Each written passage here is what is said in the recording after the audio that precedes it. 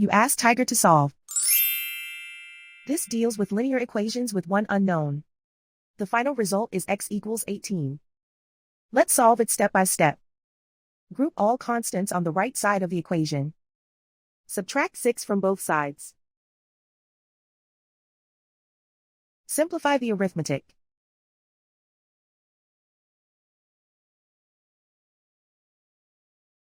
Isolate the x.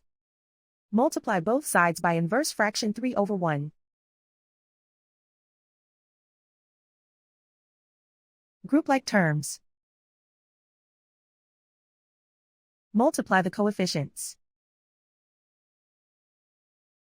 Simplify the fraction. Simplify the arithmetic. And so the final result is x equals 18.